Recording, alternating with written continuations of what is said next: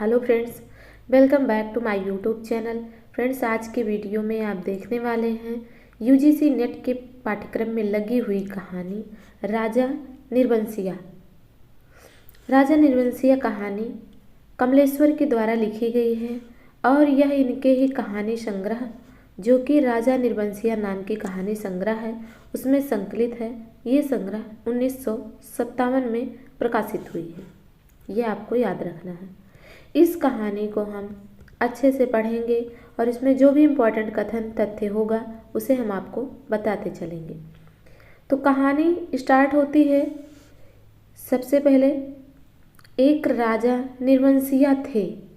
एक राजा निर्बंसिया थे, तो यहाँ से स्टार्ट होती है कहानी, जो कि कहानी का नाम भी यही है।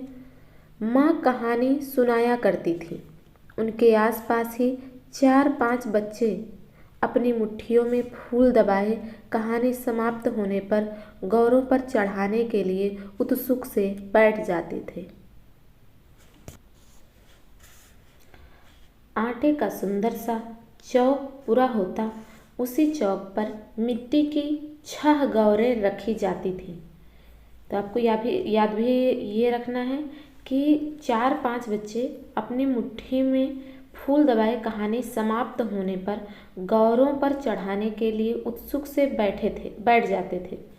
और आटे का सुंदर चौक बना होता था। उस चौक पर मिट्टी की 6 गौरें रखी जाती थीं, जिनमें से ऊपर वाली के विदिया और सिंदूर लगता, बाकी 5 नीचे दबी पूजा ग्रहण करती। तो उसमें एक मुख्य थी और जो 5 थीं वो दासियां थीं या सहायिका थीं, जो सिर्फ पूजा ग्रहण करती थी। सिर्फ एक गौर को बिंदिया और सिंदूर लगता। एक और दीपक की बाती स्थिर सी जलती रहती और मंगल घट रखा रहता, जिस पर रोली से सथिया बनाया जाता। सभी बैठे बच्चों के मुख पर फूल चढ़ाने की उतावली की जगह कहानी सुनने की सहज स्थिरता उभर आती। तो कौन कहानी सुनाया था? माँ सुनाया करती थी। आगे है, ये सब इम्पॉर्टेंट जो भी हम रिपीट कर रहे हैं वो सब इम्पॉर्टेंट है, आपको याद रखना है कि कहानी कौन सुनाया करता था? माँ सुनाया करती थी। कौन सी कहानी सुनाया करती थी? कि एक राजा निर्बंसिया थे, ये कहानी सुनाया करती थी। और 4-5 बच्चे जो है कहानी सुनते थे, लेकिन हाथ में वो फूल लेकर बैठे रहते थे कि कहानी समाप्त हो और हम गौरी के ऊपर चढ़ाएं। तो 6 मिट्टी की गौर बनाई जाती थी, उनमें से एक को बिंदिया और सिंदूर चढ़ाया जाता था, जो कि और अब आगे की जो 5 थी वो सब नीचे मुख्य गौर के नीचे रखी रहती थी। और एक और घी का दीपक जलता, एक और घी का नहीं दीपक सिर्फ जलता रहता था, और दूसरी ओर मंगल घट रखा रहता था, जिस पर रोली से सथिया बनाया जाता था। ये अब तक के पैराग्राफ का ये सारांश है और ये सभी वर्ड आपको याद रखने हैं। आगे है, एक राजा निर्बंसिया थे, माँ सुनाया करती थी। उनके राज में बड़ी खुशहाली थी। सब वर्ण के लोग अपना अपना काम काज देखते थे, कोई दुखी नहीं दिखाई पड़ता था। राजा की एक लक्ष्मी सी रानी थी। राजा की रानी कैसी थी? लक्ष्मी सी और चंद्रमा सी सुंदर, और राजा को बहुत प्यारी थी। राजा राजकाज देखते और सुख से रानी के महल में रहते। मेरे सामने मेरे ख्यालों का राजा था, राजा जगपति। अब ये कौन बता रहा है? ये जो इस कहानी को बता रहा है वो क्या कह रहे हैं कि मेरे सामने मेरे ख्यालों का राजा, मेरे सपनों का राजा कौन था? राजा जगपति। तब जगपति से मेरी दांत काटी दोस्ती थी। दोनों मिडिल स्कूल में पढ़ने जाते। कहाँ पढ़ने जाते साथ में जगपति? मिडिल स्कूल में। दोनों एक से घर के थे, इसीलिए बराबरी की निभती थी। यानी एक से घर का मतलब ये हुआ कि दोनों ही ज़्यादा अमीर ज़्यादा गरीब दोनों में अंतर नहीं था, बल्कि दोनों एक ही जैसे थे। आगे मैं मैट्रिक पास करके एक स्कूल में नौकर हो गया और जगपति कस्बे के ही वकील के यहाँ मुहर्रिर हो गया। जिस साल जगपति मुहर्रिर हुआ उसी वर्ष पास के गांव में उसकी शादी हुई, पर ऐसी हुई कि लोगों ने तमाशा बना देना चाहा। लड़की वालों का कुछ विश्वास था कि शादी के बाद लड़की की विदा नहीं होगी। आगे है कि ब्याह हो जाएगा और 7वीं भावर तब पड़ेगी जब पहली विदा की सायत होगी और तभी लड़की अपने ससुराल जाएगी। जगपति की पत्नी थोड़ी बहुत पढ़ी लिखी थी, पर घर की लीक को कौन मेटे। बारात बिना बहू के वापस आ गई और लड़के वालों ने तय कर लिया कि अब जगपति की शादी कहीं और कर दी जाएगी, चाहे कानी लूली से हो, पर वह लड़की अब घर में नहीं आएगी। जैसा कि आज भी अगर शादी के समय बातें बिगड़ जाती हैं तो फिर लोग ऐसे ही सोचते हैं। आगे है कि लेकिन साल ख़त्म होते होते सब ठीक ठाक हो गया। समय बीत जाने से आपको पता है कि हर घाव का मरहम मिल जाता है, तो वैसे ये भी साल ख़त्म होते होते सारी चीज़ें ठीक हो गई। लड़की वालों ने माफ़ी मांग ली और जगपति की पत्नी अपने ससुराल आ गई। आगे है कि जगपति को जैसे सब कुछ मिल गया और सास ने बहू की बलाइयाँ लेकर घर की सब चाबियाँ सौंप दी, गृहस्थी का ढंग बार समझा दिया। जगपति की माँ ना जाने कब से आस लगाए बैठी थी। उन्होंने आराम की सांस ली, पूजा पाठ में समय कटने लगा, दोपहरियाँ दूसरे घरों के आंगनों में बीतने लगी, पर सांस का रोग था उन्हें। सो एक दिन उन्होंने अपनी अंतिम घड़ियाँ गिनते हुए चंदा को पास बुलाकर समझाया था कि बेटा, जगपति बड़े लाड़ प्यार का पला है। जब से तुम्हारे ससुर नहीं रहे तब से इसके छोटे छोटे हट को पूरा करती रही हूँ, अब तुम ध्यान रखना। फिर रुककर उन्होंने कहा था कि जगपति किसी लायक हुआ है तो रिश्तेदारों की आंखों में करकने लगा है। तुम्हारे बाप ने ब्याह के वक्त नादानी की, जो तुम्हें विदा नहीं किया। मेरे दुश्मन देवर जेठों को मौका मिल गया, तुम्हार खड़ा कर दिया। अब विदा करवाना नाक कटवाना है। जगपति का ब्याह क्या हुआ, उन लोग की छाती पर सांप लौट गया। तो ये भी याद रखना है कि किसकी छाती पर सांप लौट गया जगपति के ब्याह होने से, उसके चाचा और ताया के। सोचा घर की इज्जत रखने की आड़ लेकर रंग में भंग कर दें। अब बेटा, इस घर की लाज तुम्हारी लाज है। आज को तुम्हारे ससुर होते तो भला। कहते कहते माँ की आंखों में आंसू आ गए और वह जगपति की देखभाल उसे सौंप कर सदा के लिए मौन हो गई, यानी वो मृत्यु को प्राप्त कर ली। एक अरमान उनके साथ ही चला गया कि जगपति की संतान को 4 बरस इंतजार करने के बाद भी वह गोद में ना खिला पाई। और चंदा ने मन में सब्र कर लिया था, यही सोचकर कि कुल देवता, अब नाम आया है क्या, चंदा, कुल देवता का अंश तो उसे जीवन भर पूजने को मिल गया था। घर में चारों तरफ जैसे उदारता बिखरी रहती, अपनापा बरसता रहता। उसे लगता कि जैसे घर की अंधेरी एकांत कोठरियों में यह शांत शीतलता है जो उसे भरमा लेती है। घर की सब कुंडियों की खनक उसके कानों में बस गई थी, हर दरवाजे की चरमराहट पहचान बन गई थी। जिस घर में आप रहते हैं, ज़्यादा समय तक रहने लगते हैं, वहाँ जब इंगेज हो जाते हैं पूरी तरीके से, तो वहाँ की हर चीज़ों के विषय में आपको पता चल जाता है। तो वैसे ही चंदा को भी क्या हुआ कि उसे अपने घर की सभी कुंडियों की खनक, सभी दरवाज़ों की चरमराहट उसको उसकी पहचान बन गई थी। यानी वो पहचान लेती थी कि कौन सा कमरा खुल रहा, कि कौन किसके घर की कुंडी खड़क रही, तो ये सब उसे पता चल जाता था। और जगपति के शादी के 4 साल तक उसकी माँ ने इंतजार किया, यानी 4 साल बाद वो चली गई ऊपर। आगे है कि एक राजा आखेट को गए, माँ सुनाती थी। राजा आखेट को जाते थे तो 7वें रोज जरूर महल में लौट आते थे, पर उस दफ़ा जब गए तो 7वां दिन निकल गया पर राजा नहीं लौटे।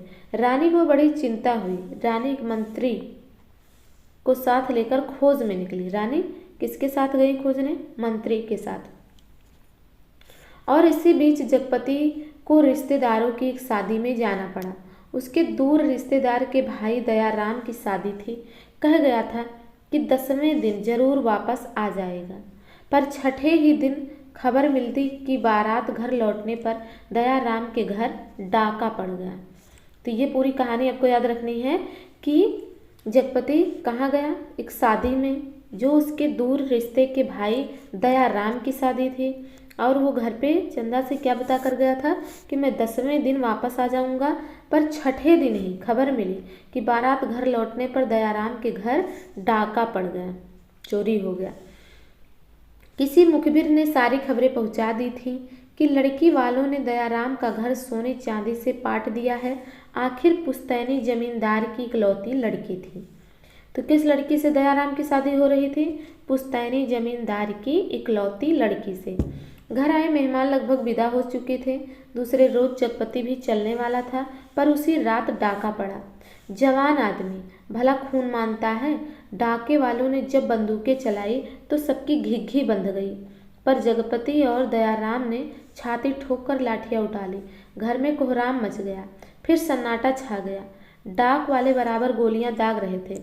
बाहर का दरवाज़ा टूट चुका था, पर जगपति ने हिम्मत बढ़ाई हुई हाँक लगाई कि ये हवाई बंदूकें इन ठेल पिलाई लाठियों का मुकाबला नहीं कर पाएंगी जवानों।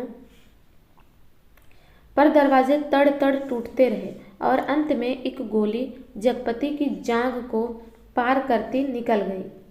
एक गोली कहाँ लग गई? जगपति की जांघ में। दूसरी उसकी जांघ के ऊपर कूल्हे में समा कर रह गई। यानी एक गोली तो जांघ से पार हो गई, पर एक गोली उसके अंदर ही रह गई, उसकी जांघ के ऊपर कूल्हे में समा गई। चंदा रोती कलपति और मनौतियां मानती जब वहां पहुंची तो जगपति अस्पताल में था। दयाराम के थोड़ी चोट आई थी, उसे अस्पताल से छुट्टी मिल गई थी। जगपति की देखभाल के लिए वहीं अस्पताल में मरीजों के रिश्तेदारों के लिए जो कोठरियां बनी थी उन्हीं में चंदा को रुकना पड़ा। कस्बे के अस्पताल से दयाराम का गांव 4 कोस पड़ता था। ये भी आपको याद रखना है कि कस्बे से अस्पताल जो है वो दयाराम का गांव से 4 कोस दूर था। दूसरे तीसरे वहाँ से आदमी आते जाते रहते, जिस सामान की ज़रूरत होती पहुँचा जाते। और ये भी आपको याद रखना है कि गोली जो जगपति को 2 गोली लगी थी, एक गोली उसकी जांघ में लगी थी और दूसरी गोली जांघ के ऊपर कूल्हे में समा गई थी, वो आर पार नहीं हो पाई थी। आगे है कि पर धीरे धीरे उन लोगों ने भी खबर लेना छोड़ दिया। एक दिन में ठीक होने वाला घाव तो था नहीं। जांघ की हड्डी चटक गई थी, जांघ की हड्डी चटक गई थी और कूल्हे में ऑपरेशन से 6 इंच गहरा घाव था। तो ये भी आपको याद रखना है कि इलाज के समय क्या हुआ था कि जगपति की जो जांघ की हड्डी थी वो चटक गई थी और कूल्हे में ऑपरेशन से 6 इंच गहरा घाव हो गया था। कस्बे का अस्पताल था। कंपाउंडर ही मरीजों की देखभाल रखते। बड़ा डॉक्टर तो नाम के लिए था या कस्बे के बड़े आदमियों के लिए। छोटे लोगों के लिए तो कंपाउंडर साहब ही ईश्वर के अवतार थे। मरीजों की देखभाल करने वाले रिश्तेदारों की खाने पाने की मुश्किलों से लेकर मरीज की नब्ज तक संभालते थे। छोटी सी इमारत में अस्पताल आबाद था। रोगियों को सिर्फ 6-7 खाटें थीं। मरीजों के कमरे से दवा कम बनाने का कमरा था। उसी में एक आराम कुर्सी थी और एक नीचे से मेज। उसी कुर्सी पर बड़ा डॉक्टर आकर कभी कभार बैठता था, नहीं तो बच्चन सिंह कंपाउंडर। अब कंपाउंडर का नाम क्या आया? बच्चन सिंह। ये भी आपको याद रखना है कि कंपाउंडर का नाम बच्चन सिंह है। अस्पताल में या तो फौजदारी के शहीद आते या गिर गिरा के हाथ पैर तोड़ लेने वाले एकाध लोग। छठे समा से कोई औरत दिख गई तो दिख गई, जैसे उन्हें कभी कोई रोग घेरता ही नहीं था। ये औरतों के बारे में बात हो रही कि वो छठे समा से कभी कोई औरत दिख गई तो दिख गई, नहीं तो ऐसा लगता जैसे उन्हें कभी कोई रोग ही नहीं घेरता था। कभी कोई बीमार पड़ती तो घर वाले हाल बता के 8-10 रोज की दवा एक साथ ले जाते और फिर उसके जीने मरने की खबर तक ना मिलती। उसी दिन बच्चन सिंह जगपति के घाव की पट्टी बदलने आया। उसके आने में और पट्टी खोलने में कुछ ऐसी लापरवाही थी जैसे गलत बंधी पगड़ी को ठीक से बांधने के लिए खोल रहा हो। चंदा उसकी कुर्सी के पास ही सांस रोके खड़ी थी। वह और रोगियों से बातें करते जा रहा था। इधर मिनट भर को देखता, फिर जैसे अभ्यस्त से उसके हाथ अपने काम करने लगते। पट्टी एक जगह खून से चिपक गई थी। जगपति बुरी तरह कराह उठा। चंदा के मुंह से चीख निकल गई। बचन सिंह ने सतर्क होकर देखा तो चंदा मुख में धोती का पल्ला खोसे अपनी भयातुर आवाज दबाने की चेष्टा कर रही थी। जगपति एक बार की मछली सा तड़प कर रह गया। बचन सिंह की उंगलियां थोड़ी सी थर्राई कि उसकी बांह पर टप से चंदा का आंसू चू पड़ा। बचन सिंह सिहर सा गया। जब उसका आंसू चू पड़ा तो बचन सिंह सिहर सा गया और उसके हाथों की अभ्यस्त निठराई को जैसे किसी मानवीय कोमलता ने धीरे से छू दिया। यानी वो तो अभ्यस्त था घावों को इस तरीके से खोलने के लिए, लेकिन उसे जैसे लगा कि कोई मानवीय कोमलता ने छू लिया। आहों कराहों दर्द भरी चीखों और चटकते शरीर के जिस वातावरण में रहते हुए भी वह बिल्कुल अलग रहता था, फोड़ों को पके आम सा दबा देता था, खाल को आलू सा छील देता था, उसके मन से जिस दर्द का एहसास उठ गया था वह उसे आज फिर हुआ और वह बच्चे की तरह फूंक फूंक कर पट्टी को नम करके खोलने लगा। चंदा की ओर धीरे से निगाह उठाकर देखते हुए फुसफुसाया, च रोगी की हिम्मत टूट जाती है ऐसे। यानी जब उसके साथ वाले भी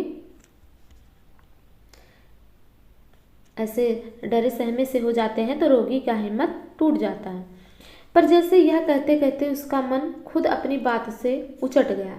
यह बेपरवाही तो चीख और कराहों की एक रास्ता से उसे मिली थी, रोगी की हिम्मत बढ़ाने की कर्तव्य निष्ठा से नहीं।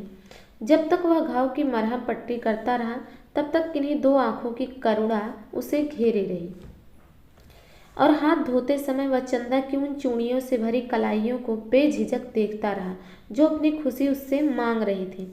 चंदा पानी डालती जा रही थी और बचन सिंह हाथ धोते धोते उसकी कलाइयों, हथेलियों और पैरों को देखता जा रहा था। दवा खाने की ओर जाते हुए उसने चंदा को हाथ से इशारे से बुलाकर कहा, दिल छोटा मत करना, जांग का घाव तो 10 रोज में भर जाएगा, कूल्हे का घाव कुछ दिन जरूर लेगा, क्योंकि उसमें 6 इंच का घाव हो गया था। अच्छे से अच्छी दवाई दूंगा। दवाइयाँ तो ऐसी हैं कि मुर्दे को चंगा कर दें, पर हमारे अस्पताल में नहीं आती। फिर भी तो चंदा ने पूछा, तो किसी दूसरे अस्पताल से नहीं आ सकती वे दवाइयाँ? आ तो सकती हैं, पर मरीज को अपना पैसा खर्चा करना पड़ता है उनमें, बचन सिंह ने कहा। चंदा चुप रह गए तो बचन सिंह के मुंह से अनायास ही निकल पड़ा कि किसी चीज़ की ज़रूरत हो तो मुझे बताना। रही दवाइयाँ सो कहीं न कहीं से इंतजाम करके ला दूंगा। महकमे से मंगाएंगे तो आते आते महीनों लग जाएंगे। शहर के डॉक्टर से मंगवा दूंगा। ताकत की दवाइयों की बड़ी ज़रूरत है उन्हें। अच्छा देखा जाएगा। कहते कहते वह रुक गया। चंदा ने कृतज्ञता भरी नज़रों से उसे देखा और उसे लगा जैसे आधी में उड़ते पत्ते को कोई अटकाव मिल गया हो। यानी जब देखा कि कंपाउंडर साहब ने उसकी हेल्प करना चाहिए तो उसे ऐसा लगा कि जैसे में कोई आधी में कोई पत्ता उड़ रहा हो और उसे कोई अटकाव मिल गया हो। आकर वह जगपति की खाट से लगकर बैठ गई। उसकी हथेली लेकर वह सहलाती रही, नाखूनों को अपने पोरों से दबाती रही। धीरे धीरे बाहर अंधेरा बढ़ चला। बचन सिंह तेल की एक लालटेन लाकर मरीजों के कमरे के एक कोने में रख गया। चंदा ने जगपति की कलाई दबाते दबाते धीरे से कहा, कंपाउंडर साहब कह रहे थे, और इतना कहकर वह जगपति का ध्यान आकृष्ट करने के लिए चुप हो गई। आगे क्या हुआ तो पूछता है कि क्या कह रहे थे। जगपति ने अनमने स्वर में बोलती है कि कुछ ताकत की दवाइयाँ तुम्हारे लिए ज़रूरी हैं।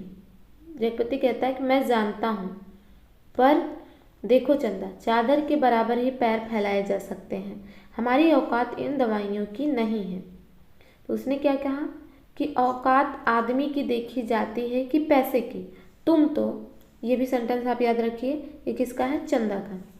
देखा जाएगा, कंपाउंडर साहब इंतजाम कर देंगे, उनसे कहूँगी मैं।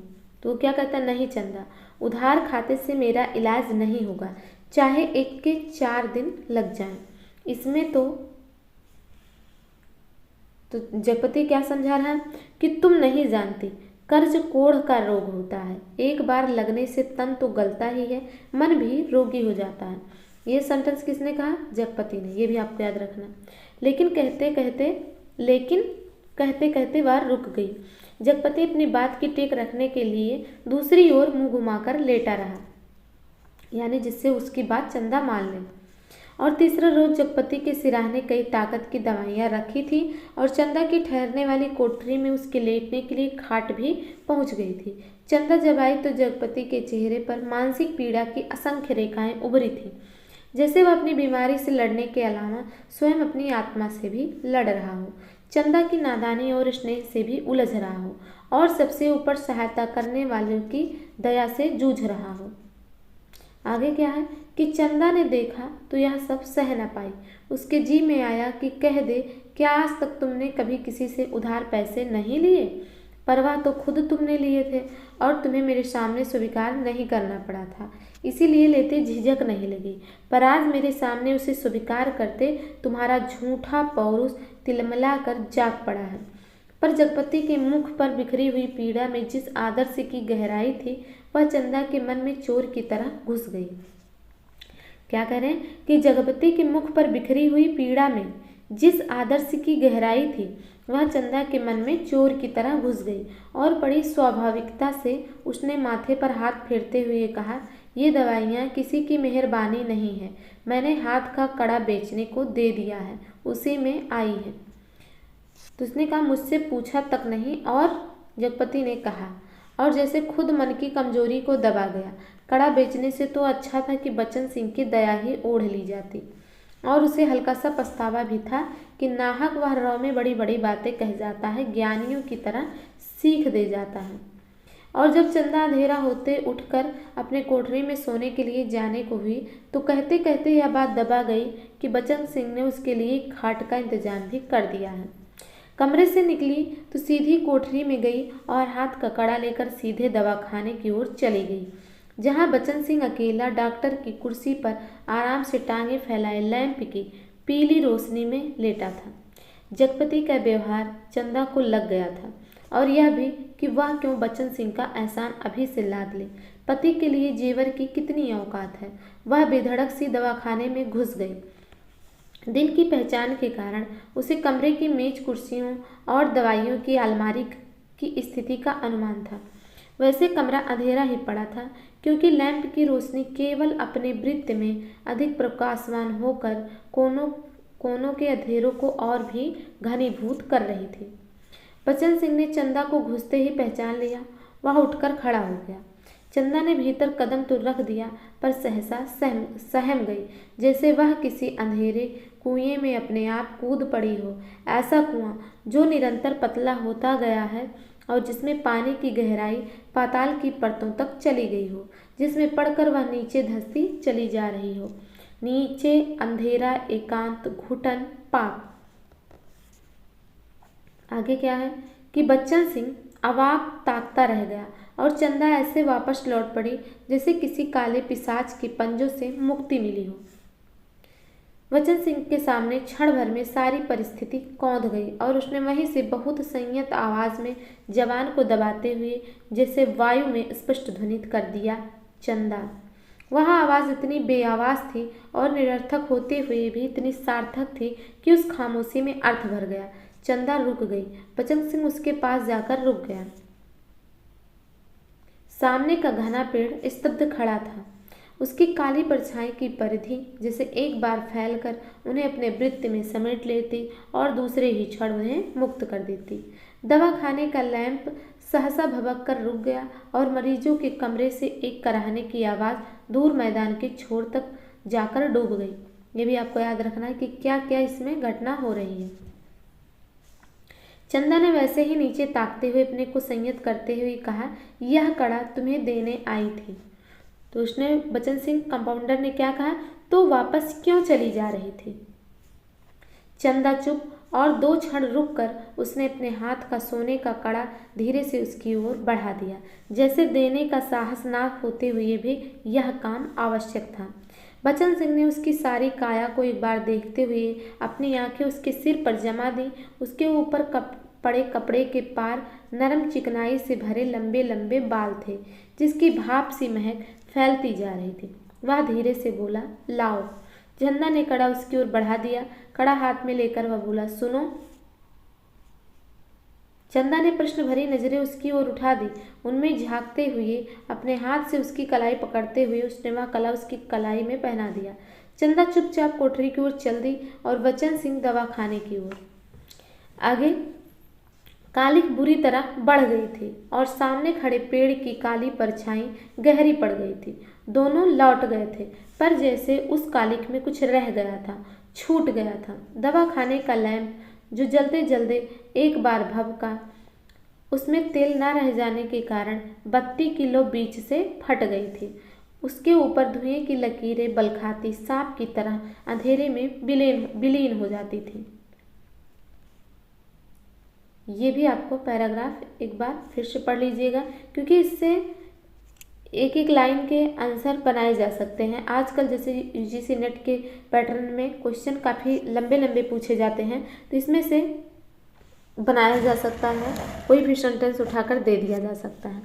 आगे है कि सुबह जब चंदा जगपति के पास पहुंची और बिस्तर ठीक करने लगी तो जगपति को लगा कि चंदा बहुत उदास थी।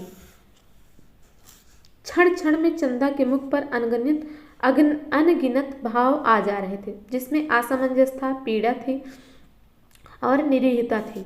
कोई अदृश्य पाप कर चुकने के बाद हृदय की गहराई से किए गए पश्चाताप जैसे धूमिल चमक। अब आगे है, इसमें आपको पता है कि माँ दो कहानी सुना रही हैं, एक राजा जगपति की और दूसरी रानी मंत्री यानी राजा रानी की। रानी मंत्री के साथ जब निराश होकर लौटी तो देखा राजा महल में उपस्थित थे। उनकी खुशी का ठिकाना ना रहा। माँ सुनाया करती थी, पर राजा को रानी का इस तरह मंत्री के साथ जाना अच्छा नहीं लगा। रानी ने राजा को समझाया कि वह तो केवल राजा के प्रति अटूट प्रेम के कारण अपने को ना रोक सकी। राजा रानी एक दूसरे को बहुत चाहते थे। दोनों के दिलों में एक बात सूल सी गड़ती रहती कि उनके कोई संतान ना थी। राजवंश का दीपक बुझने जा रहा था। संतान के अभाव में उनका लोक परलोक बिगड़ा जा रहा था और कुल की मर्यादा नष्ट होने की शंका बढ़ती जा रही थी। दूसरे दिन वचन सिंह ने मरीजों की मरहम पट्टी करते वक्त बताया था कि उसका तबादला मैनपुरी के सदर अस्पताल में हो गया है। तो कहाँ हुआ था उसका तबादला वचन सिंह का? मैनपुरी के सदर अस्पताल में, यानी उसकी पोस्टिंग हो गई थी और वह परसों यहाँ से चला जाएगा। जगपति ने सुना तो उसे भला ही लगा। आए दिन रोग घेरे रहते हैं। बचन सिंह और उसके शहर के अस्पताल में पहुंचा जा रहा है तो कुछ मदद मिलती ही रहेगी। आखिर वह ठीक तो होगा ही, और फिर मैनपुरी के सिवा कहाँ जाएगा। पर दूसरे ही क्षण उसका दिल अकथ भारीपन से भर गया। पता नहीं क्यों चंदा के अस्तित्व का ध्यान आते ही उसे इस सूचना में कुछ नुकीले कांटे दिखाई देने लगे, जो उसके शरीर में किसी भी समय चुभ सकते थे, जरा सा बेखबर होने पर बीध सकते थे। और तब उसके सामने आदमी के अधिकार की लक्ष्मण रेखाएं धुएं की लकीर की तरह कांप कर मिटने लगी और मन में छुपे संदेह के राक्षस बना बदल योगी के रूप में घूमने लगे। और 15-20 रोज बाद जगपति की हालत सुधर गई। 15-20 रोज बाद जगपति की हालत सुधर गई तो चंदा उसे लेकर घर लौट आई। जगपति चलने फिरने लायक हो गया था। घर का ताला जब खोला तब रात झुक आई थी और फिर उनकी गली में तो शाम से ही अंधेरा झरना शुरू हो जाता है। पर गली में आते ही उन्हें लगा कि जैसे कोई वनवास काटकर राजधानी लौटे हों। नुक्कड़ पर ही जमुना सुनार की कोठरी में सुराही फींक रही थी, जिसके दराजदार दरवाजों से लालटेन की रोशनी की लकीर झांक रही थी और कच्ची तंबाकू का धुआं रुधी गली के मुहाने पर बुरी तरह भर गया था। सामने ही मुंशी जी अपनी जिंगला खटिया के गड्ढे में कुप्पी के मध्यम प्रकाश में खसरा खतौनी बिछाए मीज़ान लगाने में मशगूल थे। जब जगपति के घर का दरवाज़ा खड़का तो अंधेरे में उसकी चाची ने अपने जंगले से देखा और वहीं से बैठे बैठे अपने घर के भीतर ऐलान कर दिया कि राजा निर्वंशिया अस्पताल से लौट आए और कुलमा भी आई हैं। ये किसने कहा? उसकी चाची ने। और इसके पहले की भी आपको पूरी लाइन याद रखनी है कि जब अस्पताल से जगपति और चंदा आते हैं तो क्या क्या हो रहा, कि जैसे यहाँ से यहाँ तक आप 2-3 बार पढ़िएगा, क्योंकि क्या क्या दिख रहा है कि जमुना सुनार की कोठरी में सुराही फिक रही थी और कच्ची तंबाकू का धुआं रुधी गली के मुहाने तक भर आया था। मुंशी जी अपनी जिंगला खटिया के गड्ढे में कुप्पी के मध्यम प्रकाश में खसरा खतौनी मीज़ान लगाने में मशगूल थे।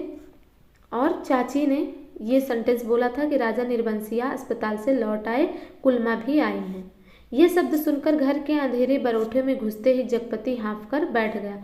झुझलाकर चंदा से बोला, अंधेरे में क्या मेरे हाथ पैर तुड़वाओगी? भीतर जाकर लालटेन जला लाओ ना। तेल नहीं होगा। इस वक्त जरा ऐसे ही काम, कहने का मतलब चंदा का क्या था कि तेल नहीं होगा, इस वक्त जरा ऐसे ही काम चलाना पड़ेगा। तो उसने क्या कहा कि तुम्हारे कभी कुछ नहीं होगा, ना तेल ना। कहते कहते जगपति एकदम चुप रह गया और चंदा को लगा कि आज पहली बार जगपति ने उसके व्यर्थ मातृत्व पर इतनी गहरी चोट कर दी, जिसकी गहराई की उसने कभी कल्पना नहीं की थी। दोनों खामोश बिना एक बात किए अंदर चले गए। रात के बढ़ते सन्नाटे में दोनों के सामने 2 बातें थी। जगपति के कानों में जैसे कोई व्यंग से कह रहा था कि राजा निर्बंसिया अस्पताल से आ गए, और चंदा के दिल में यह बात चुभ रही थी कि तुम्हारे कभी कुछ नहीं होगा। और सिसकती सिसकती चंदा ना जाने कब सो गई। पर जगपति की आंखों में नींद न आई। खाट पर पड़े पड़े उसके चारों ओर एक मोहक भयावना सा जाल फैल गया। लेटे लेटे उसे लगा कि जैसे उसका स्वयं का आकार बहुत क्षीण होता होता बिंदु सा रह गया। पर बिंदु के हाथ थे, पैर थे और दिल की धड़कन भी। उसे कैसा लगा कि उसका आकार कैसा हो गया, बहुत क्षीण सा और बिंदु सा रह गया। कोठरी का घुटा घुटा सा अंधियारा, मटमैली दीवारें और गहन गुफाओं सी अलमारियां, जिनमें से बार बार झांकता देखता था और वह सिहे उठता था। फिर जैसे सब कुछ तब्दील हो गया हो। उसे लगा कि उसका आकार बढ़ता जा रहा, बढ़ता जा रहा। वह मनुष्य हुआ, लंबा तगड़ा तंदुरुस्त पुरुष हुआ। उसकी सिराओं में कुछ फूट पड़ने के लिए व्याकुलता से खौल उठा। उसके हाथ शरीर के अनुपात से बहुत बड़े, डरावने और भयानक हो गए। उनके लंबे लंबे नाखून निकल आए और वह राक्षस हुआ, दैत्य हुआ, आदिम, बर्बर। पहले उसे कैसा लगा कि जैसे उसका आकार बहुत क्षीण होने लगा, बहुत बिंदु सा रहेगा। फिर उसका आकार इतना बड़ा होने लगा कि राक्षस सा हो गया, आदिम बर्बर राक्षस के जैसा उसका आकार हो गया। आगे है कि और बड़ी तेजी से सारा कमरा एक बारगी चक्कर काट गया। फिर सब धीरे धीरे स्थिर होने लगा। उसकी सांसें ठीक होती जान पड़ी। फिर जैसे बहुत कोशिश करने पर घिघी बंध जाने के बाद उसकी आवाज़ फूटी, चंदा। चंदा की नर्म सांसों की हल्की सरसराहट कमरे में जान डालने लगी। जगपति अपनी पाटी का सहारा लेकर झुका। कांपते पैर उसने जमीन पर रखे और चंदा की खाट के पाए से सिर सटाकर बैठ गया। उसे लगा जैसे चंदा की इन सांसों की आवाज़ में जीवन का संगीत गूंज रहा है। ये भी याद रखे कि चंदा की इन सांसों की आवाज़ में उसे जीवन का संगीत सुनाई पड़ रहा। वह उठा और चंदा के मुख पर झुक गया। उस अंधेरे में आंखें गड़ाए गड़ाए जैसे बहुत देर बाद स्वयं चंदा के मुख पर आभा फूटकर अपने आप बिखरने लगी। उसके नक्श उज्जवल हो उठे और जगपति की आंखों को ज्योति मिल गई। वह मुग्ध सा ताकता रहा।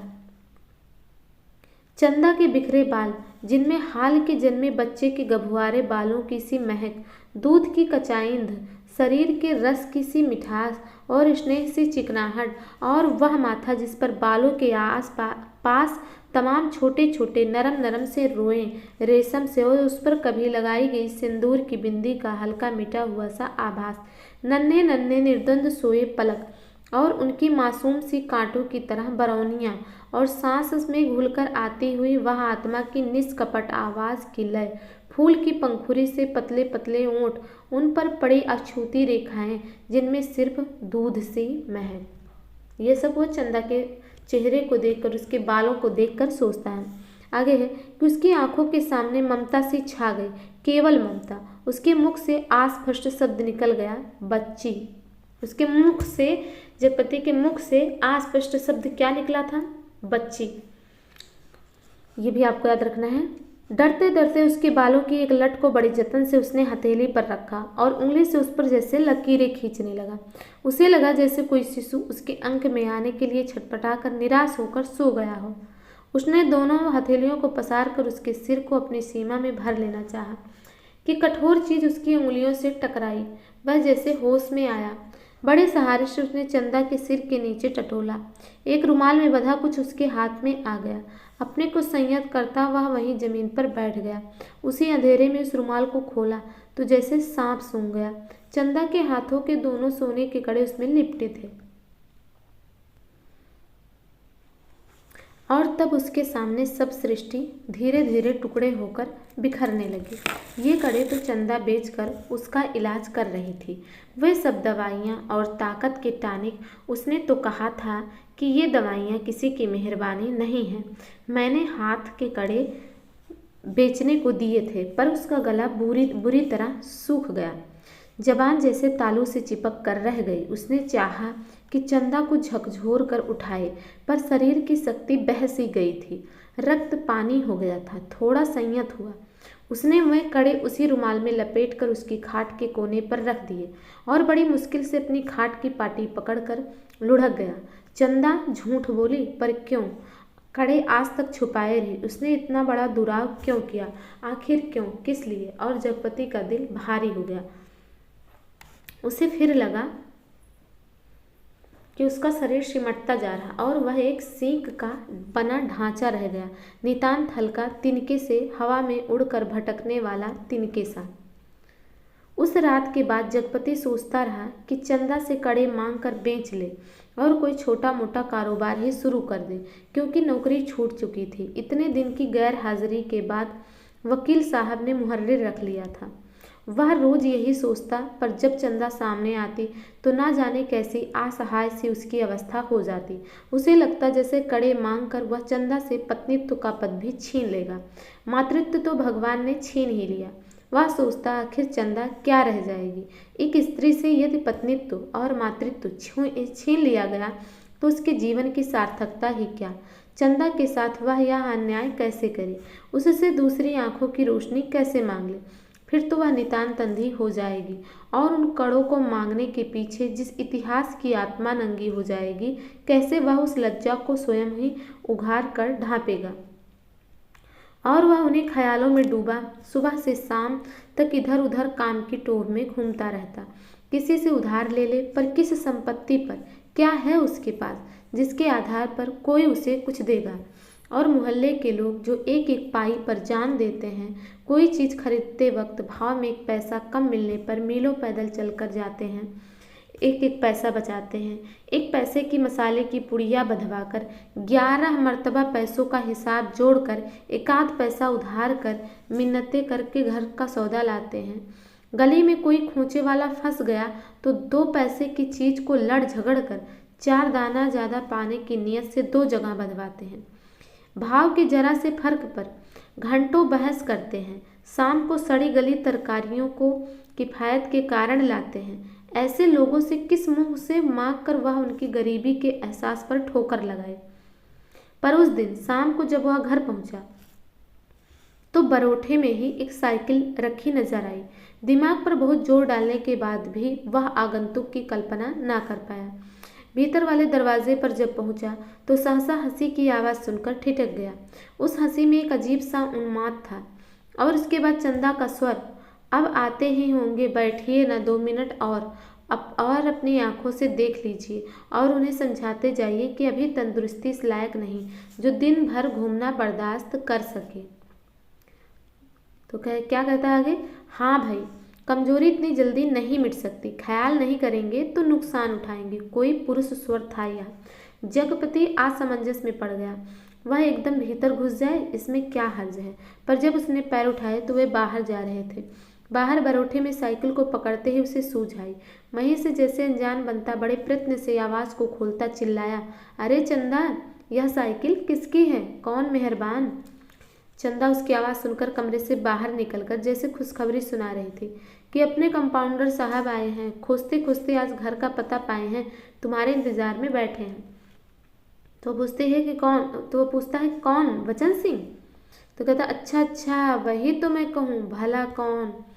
कहता जगपति के पास पहुंचा और बातों में इस तरह उलझ गया जैसे सारी परिस्थिति उसने स्वीकार कर ली हो। बचन सिंह जब फिर आने की बात कहकर चला गया तो चंदा ने बहुत अपनेपन से जगपति के सामने बात शुरू की कि जाने कैसे कैसे आदमी होते हैं। तो उसने कहा क्यों, क्या हुआ, कैसे आदमी होते हैं, कैसे होते हैं आदमी, जगपति ने पूछा।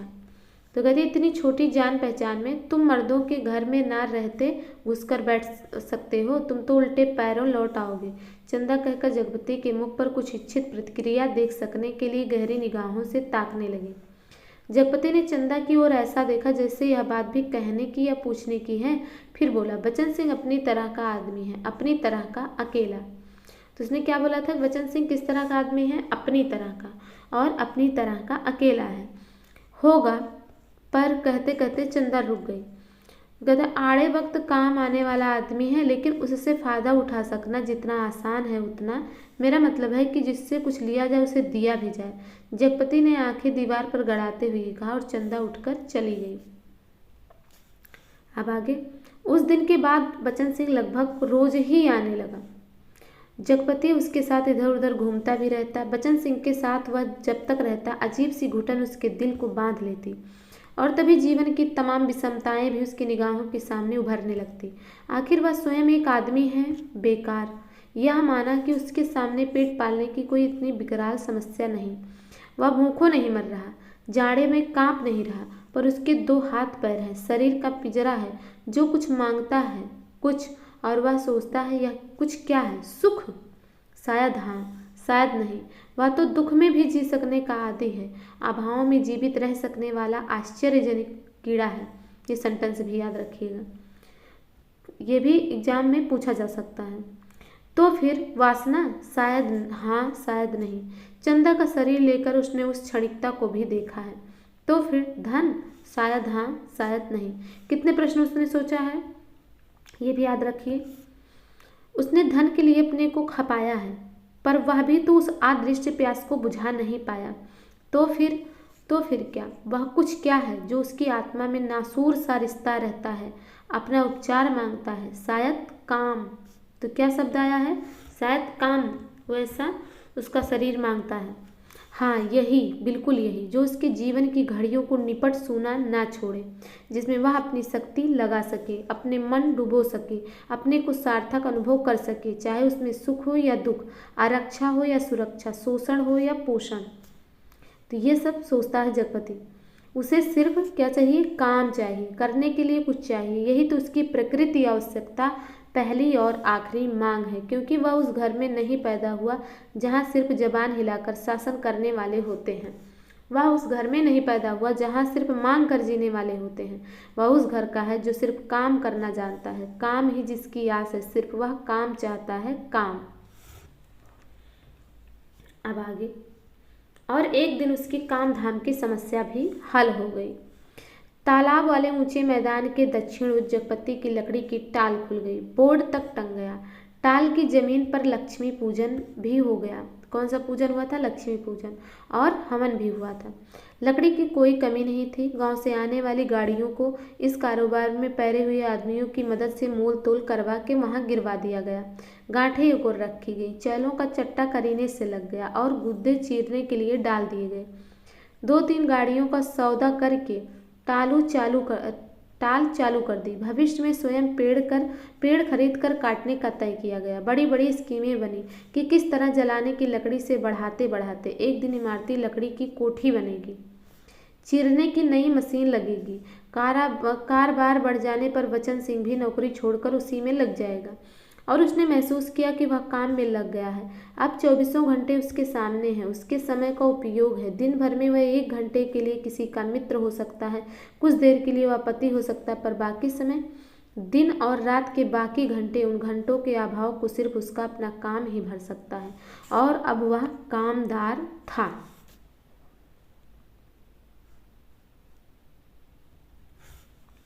आगे है कि वह कामदार तो था, लेकिन जब टाल की उस ऊंची जमीन पर पड़े छप्पर के नीचे तखत पर वह गल्ला रखकर बैठता, सामने लगे लकड़ियों के ढेर, कटे हुए पेड़ के तने, जड़ों को लुढ़का हुआ देखता, तो एक निरीहता बरबस उसके दिल को बांधने लगती। उसे लगता एक व्यर्थ पिशाच का शरीर टुकड़े टुकड़े करके उसके सामने डाल दिया गया है। फिर इन पर कुल्हाड़ी चलेगी और इनके रेसे रेसे अलग हो जाएंगे, और तब इनकी ठठरियों को सुखा कर किसी पैसों वाले के हाथ तख्त पर तौल कर बेच दिया जाएगा। और तब उसकी निगाहें सामने खड़े ताड़ पर अटक जाती, जिसके बड़े बड़े पत्तों पर सुर्ख गर्दन वाले गिद्ध फड़फड़ाकर देर तक खामोश बैठे रहते।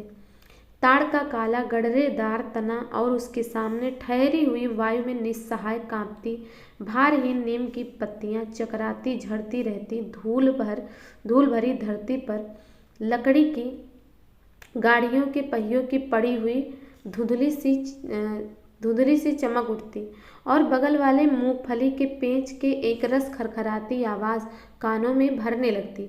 बगल वाली कच्ची पगडंडी से कोई गुजर कर टीले के ढलान से तालाब की निचाई में उतर जाता, जिसके गदले पानी में कूड़ा तैरता रहता।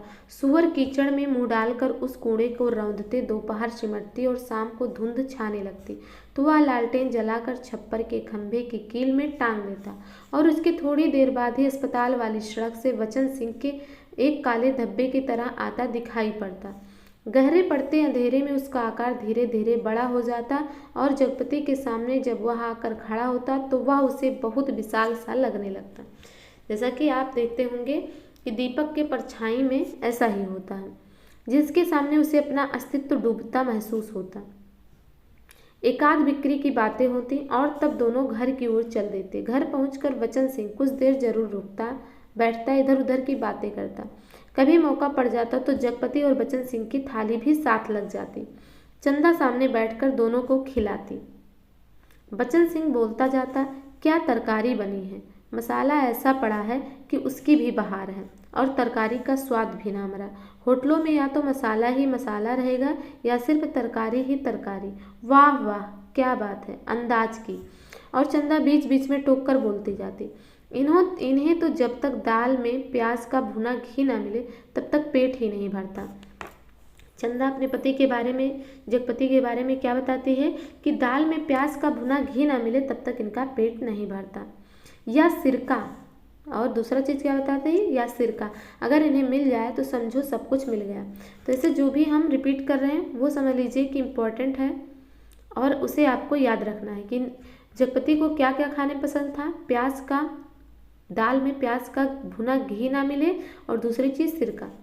पहले मुझे सिरका ना जाने कैसा लगता था, चंदा बताती है, पर अब ऐसा जबान पर चढ़ा है कि या इन्हें कागज़ से पतली रोटी पसंद ही नहीं आती, पर अब मुझसे कोई पतली रोटी बनाने को कहे तो बनती ही नहीं। आदत पड़ गई है और फिर मन ही नहीं करता। पर चंदा की आंखें वचन सिंह की थाली पर ही जमी रहती।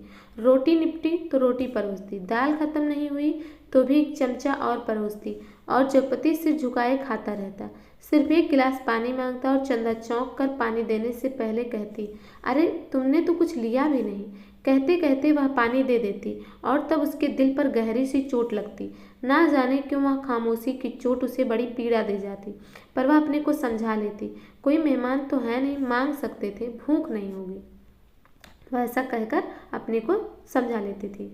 आगे है कि जगपति खाना खाकर टाल पर लेटने चला जाता है, क्योंकि अभी तक कोई चौकीदार नहीं मिला था। छप्पर के नीचे तखत पर जब वह लेटता तो अनायास ही उसका दिल भर भर आता।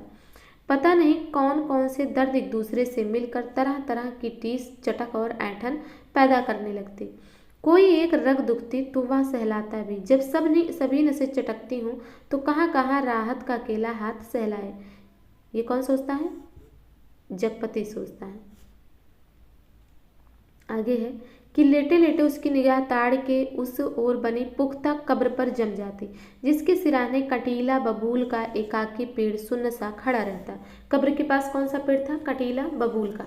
जिस कब्र पर एक पर्दा नसीन औरत बड़े लिहाज से आकर सवेरे सवेरे बेला और चमेली के फूल चढ़ा जाती, घूम घूम कर उसके फेरे लेती और माथा टेक कर कुछ कदम उदास उदास से चलकर एकदम तेजी से मुड़कर बिसातियों के मोहल्ले में खो जाती। वो कहाँ से आती थी? और जो कब्र पर दीपक जलाती थी वो आती थी बिसातियों के मोहल्ले से।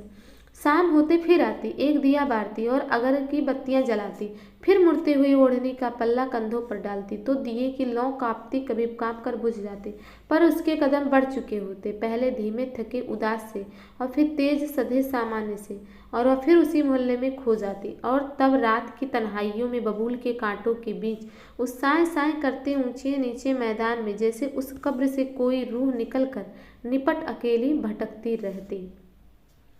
ऐसा जगपति सोच रहा। आगे है कि तभी ताड़ पर बैठे सुर्ख गर्दन वाले गिद्ध मनहूस सी आवाज में किलबिला उठते और ताड़ के पत्ते भयानकता से खड़बड़ा उठते। जगपति का बदन कांप जाता और वह भटकती रूह जिंदा रह सकने के लिए जैसे कब्र की ईंटों में बबूल के साया तले दुबक जाती। जगपति अपनी टांगों को पेट से भींचकर कंबल से मुंह छुपा औंधा लेट जाता। तड़के ही ठेके पर लगे लकड़हारे लकड़ी चीरने आ जाते। तब जगपति कंबल लपेट घर की ओर चला जाता। राजा रोज सवेरे टहलने जाते थे। माँ सुनाया करती थी कि एक दिन जैसे ही वह महल के बाहर निकल कर आए कि सड़क पर झाड़ू लगाने वाली मेहतरानी उन्हें देखते ही अपना झाड़ू पंजा पटक कर माथा पीटने लगी और कहने लगी, हाय राम, आज राजा निर्बंसिया का मुंह देखा। ना जाने रोटी भी नसीब होगी कि नहीं, ना जाने कौन सी विपत टूट पड़े। राजा को इतना दुख हुआ कि उल्टे पैरों महल को लौट आए। मंत्री को हुक्म दिया कि उस मेहतरानी का घर नाज से भर दे और सब राजसी वस्त्र उतार राजा उसी क्षण जंगल की ओर चले गए। उसी रात रानी को सपना हुआ कि कल की रात तेरी मनोकामना पूरी करने वाली है। रानी बहुत पछता रही थी, पर फौरन ही रानी राजा को खोजती खोजती उस सराय में पहुंच गई जहां पर वह टिके हुए थे।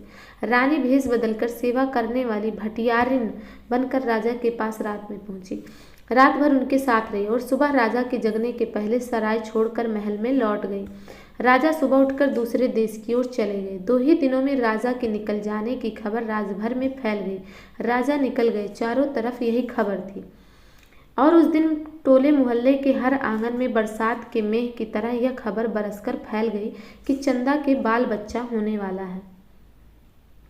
नुक्कड़ पर जमुना सुनार की कोठारी में फीकती सुराही रुक गई। मुंशी जी ने अपना मीज़ान लगाकर छोड़ विस्फारित नेत्रों से ताक कर खबर सुनी। बंसी किराने वाले ने कुएं में से आधी खींची गई रस्सी डोल मन पर पटक कर सुना। सुदर्शन दर्जी ने मशीन के पहिए को हथेली से रगड़ कर रोक कर सुना। हंसराज पंजाबी ने अपनी नील लगी मलगुजी कमीज की आस्तीनें चढ़ाते हुए सुना। और जगपति की बेवा चाची ने औरतों के जमघंट में बड़े विश्वास पर भरे भेद भरे स्वर में सुनाया। ये पूरा पैराग्राफ याद रखना है कि किस किस की बात यहाँ हो रही, कौन क्या रोक कर कैसे सुनता है इस घटना को। आज 6 साल हो गए शादी को, ना बाल ना बच्चा, ना जाने किसका पाप है उसके पेट में और किसका होगा सिवा उस मुष्टंडे कंपोटर के। ना जाने कहाँ से कुलक्षणी इस मोहल्ले में आ गई। इस गली की तो पुश्तों से ऐसी मर्जाद रही है कि गैर मर्द औरत की परछाई तब नहीं देख पाए। यहाँ के मर्द तो बस अपने घर की औरतों को जानते हैं, उन्हें तो पड़ोसी के घर की जनानियों की गिनती तक नहीं मालूम। यह कहते कहते उनका चेहरा तमतमा आया और सब औरतें देवलोक की देवियों की तरह गंभीर बनी, अपनी पवित्रता की महानता के बोझ से दबी धीरे धीरे खिसक गई। सुबह यह खबर फैलने से पहले जगपति टाल पर चला गया था, पर सुनी उसने भी आज ही थी। दिन भर वह तखत पर कोने की ओर मुंह किए पड़ा रहा। न ठेके की लकड़ियां चिराई, न बिक्री की ओर ध्यान दिया, न दोपहर का खाना खाने ही घर गया। जब रात अच्छी तरह फैल गई, वह हिंसक पशु की भांति उठा। उसने अपनी अंगुलियां चटकाई, मुट्ठी बांधकर बाह का जोर देखा तो नसें तनी और बाह में कठोर कंपन सा हुआ। उसने 3-4 पूरी सांसें खींची और मजबूत कदमों से घर की ओर चल पड़ा। मैदान खत्म हुआ, कंकड़ की सड़क आई, सड़क खत्म हुई, गली आई, पर गली के अंधेरे में घुसते ही वह सहम गया, जैसे किसी ने अदृश्य हाथों से उसे पकड़कर सारा रक्त निचोड़ लिया। उसकी फटी हुई शक्ति की नस पर हिम शीतल होंठ रखकर सारा रस चूस लिया और गली के अंधेरे की हिकारत भरी कालिक और भी भारी हो गई, जिसमें घुसने से उसकी सांस रुक जाएगी, घुट जाएगी। वह पीछे मुड़ा पर रुक गया। फिर कुछ संयत होकर वह चोरों की तरह निःशब्द कदमों से किसी तरह घर की भीतरी देहरी तक पहुंचा। दाईं ओर रसोई वाली दहलीज में कुप्पी टिमटिमा रही थी। चंदा अस्त व्यस्त सी दीवार से सिर टेके शायद आसमान निहारते निहारते सो गई थी। कुप्पी का प्रकाश उसके आधे चेहरे को उजागर किए था और आधा चेहरा गहन कालिमा में डूबा अदृश्य था। वह खामोशी से खड़ा ताकता रहा। चंदा के चेहरे पर नारित्व की प्रवणता आज उसे दिखाई दी। चेहरे की सारी कमनीयता ना जाने कहाँ खो गई, उसका अछूतापन ना जाने कहाँ लुप्त हो गया। फूला फूला मुख, जैसे टहनी से तोड़े फूल को पानी में डालकर ताज़ा किया गया हो, जिसकी पंखुड़ियों में टूटन की सुरमई रेखाएं पड़ गई हों, पर भीगने से भारीपन आ गया हो। उसके खिले पैर पर उसकी निगाह पड़ी तो सूजा सा लगा, एड़ियाँ भरी सूजी सी और नाखूनों के पास अजब सा सूखापन। जगपति का दिल एक बार मसोस उठा। उसने चाहा कि बढ़कर उसे ले ले, अपने हाथों से उसका पूरा शरीर छू छू कर सारा कलुष पोंछ दे, उसे अपनी सांसों की अग्नि में तपाकर एक बार फिर पवित्र कर ले और उसकी आंखों की गहराई में झांक कर कहे, देवलोक से किस शापवश निर्वासित हो तुम इधर आ गई चंदा। यह शाप तो अमिट था। यानी कि आप देख रहे हैं कि उसने क्या क्या उस घटना हुई उसके साथ, और अब वह क्या सोच रहा है कि देवलोक से किस शापवश निर्वासित हो तुम इधर आ गई चंदा। यह शाप तो आमिट था। तभी चंदा ने हड़बड़ाकर आंखें खोली। जगपति को सामने देख उसे लगा कि वह एकदम नंगी हो गई है। अतिशय लज्जित हो उसने अपने पैर समेट लिए, घुटनों से धोती नीचे सरकाई और बहुत संयत से उठकर रसोई के अंधेरे में खो गई। जगपति एकदम हताश हो वहीं कमरे की देहरी पर चौखट से सिर टिकाकर बैठ गया। नजर कमरे में गई तो लगा कि पराये स्वर यहाँ गूंज रहे, जिसमें चंदा का भी एक है। एक तरफ घर के हर कोने से अंधेरा सैलाब की तरह बढ़ता आ रहा था।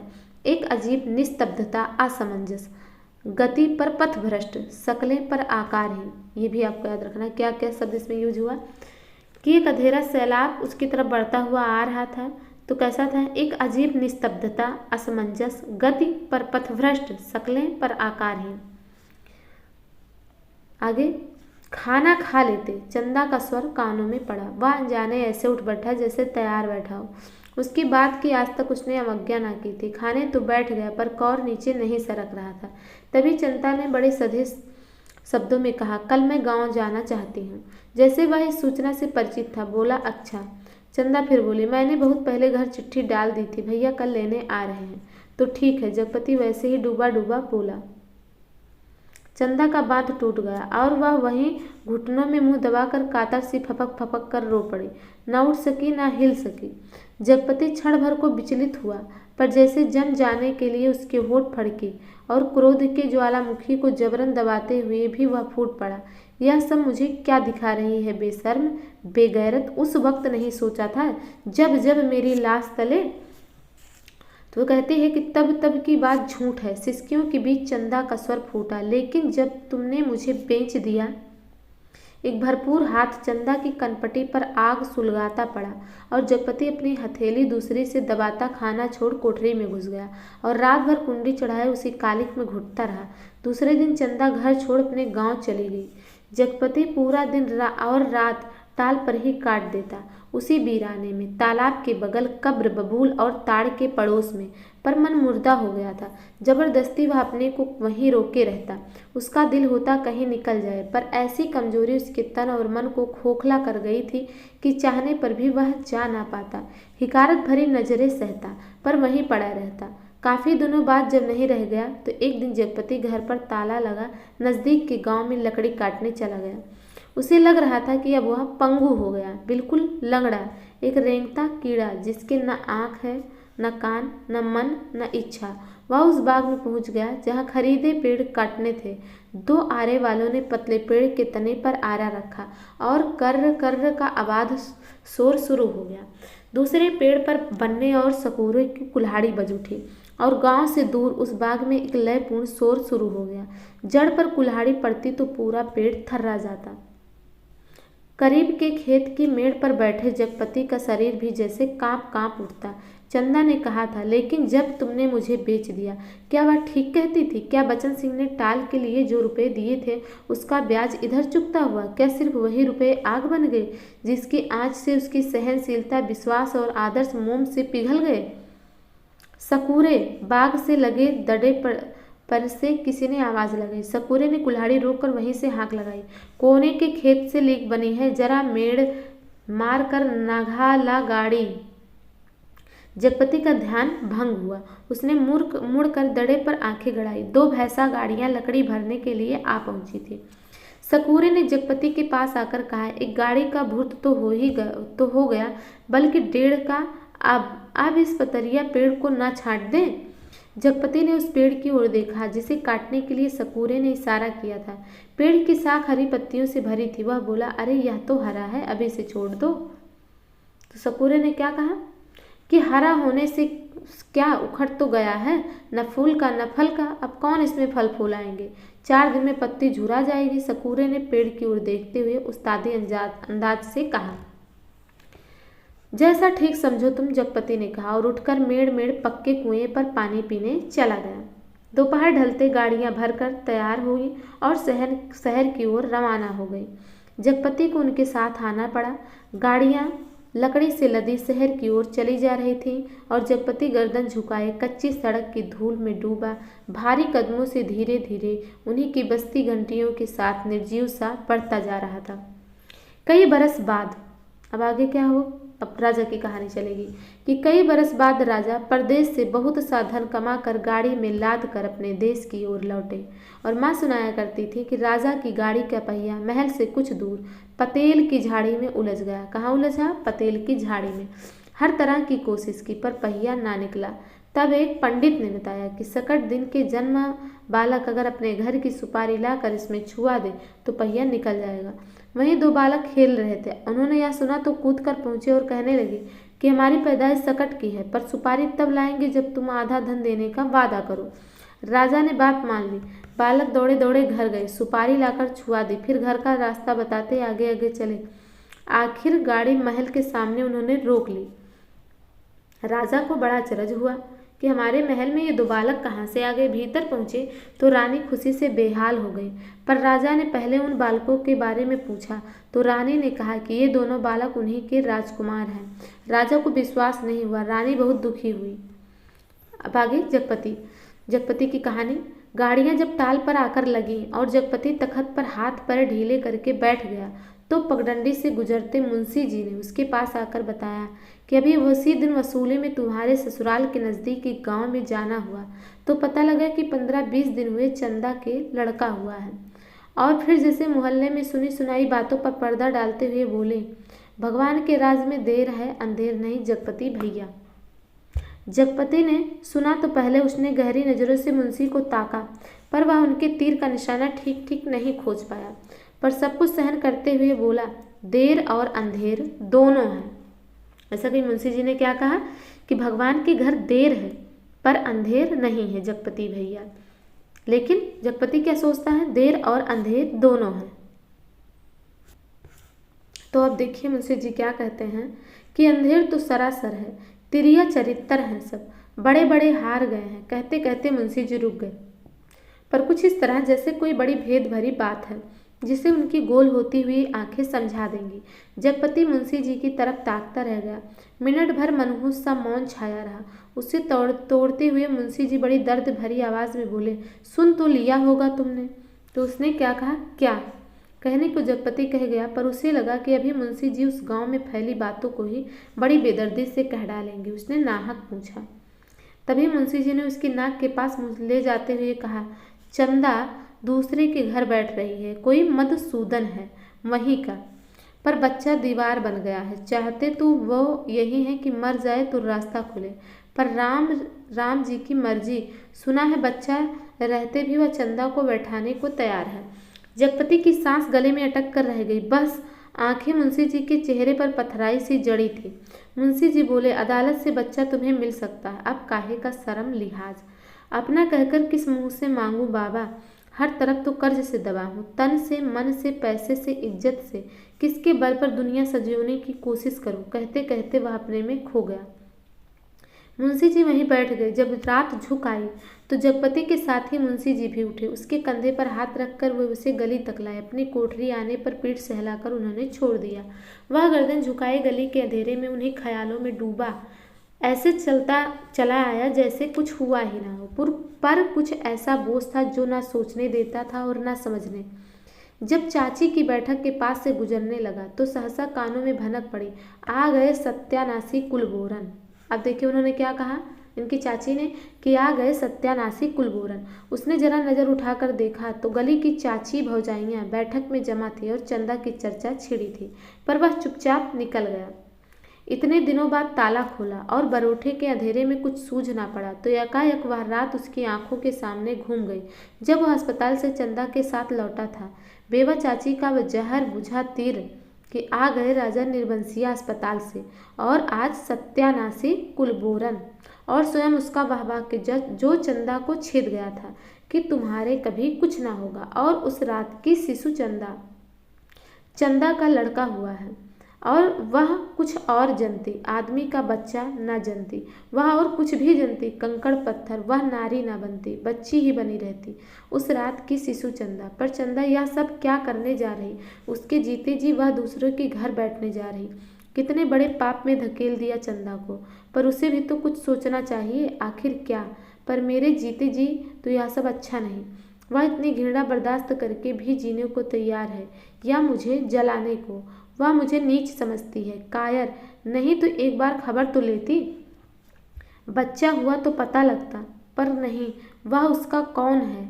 कोई भी नहीं। औलाद ही तो वह स्नेह की धुरी है जो आदमी औरत के पहियों को साध कर तन के दलदल से पार ले जाती है। नहीं तो हर औरत वेश्या है और हर आदमी वासना का कीड़ा। ये भी आपको याद रखना है। क्या चंदा औरत नहीं रही? वह जरूर औरत थी, पर स्वयं मैंने उसे नरक में डाल दिया। वह बच्चा मेरा कोई नहीं, पर चंदा तो मेरी है।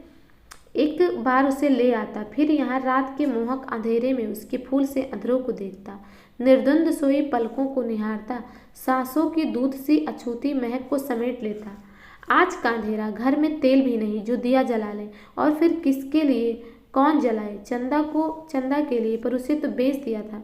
सिवा चंदा के कौन सी संपत्ति उसके पास थी जिसके आधार पर कोई कर्ज देता? कर्ज ना मिलता तो यह सब कैसे चलता? काम और पेड़ कहाँ से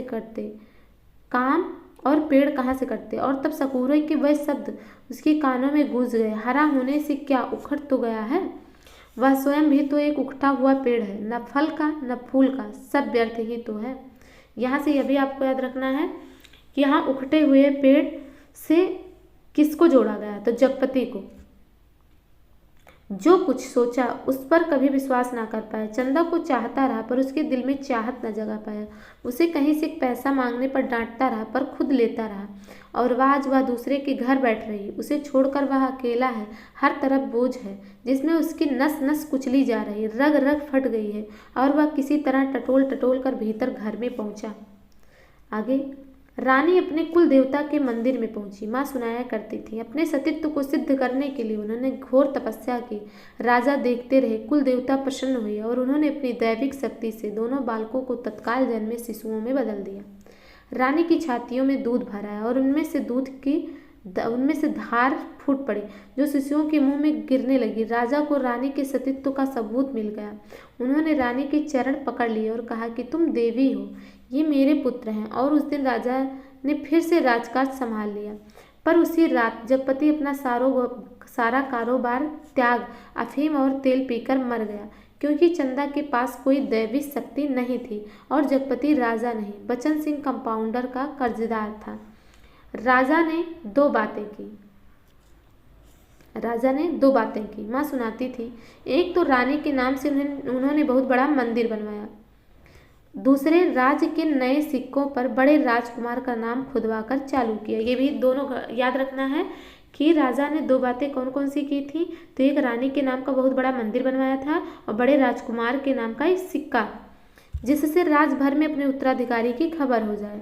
जगपति ने मरते वक्त, देखिए राजा ने भी दो बातें की और जगपति ने भी क्या किए, दो पर्चे छोड़े, एक चंदा के नाम, दूसरा कानून के नाम। चंदा को उसने लिखा, चंदा, मेरी अंतिम चाह यही है कि तुम बच्चे को लेकर चली आना। अभी एक दो दिन मेरी लाश की दुर्गति रहोगी, तब तक तुम आ सकोगी। चंदा, आदमी को पाप नहीं पश्चाताप मारता है। मैं बहुत पहले मर चुका था। बच्चे को लेकर जरूर चली आना। ये कौन कहता है? ये कहता सेंटेंस जगपति। कानून को उसने लिखा था, किसी ने मुझे नहीं मारा, किसी आदमी ने नहीं। मैं जानता हूँ मेरे जहर की पहचान करने के लिए मेरा सीना चीरा जाएगा। उसमें जहर है। मैंने अफीम नहीं, रुपए खाए हैं। उन रुपयों में कर्ज का जहर था।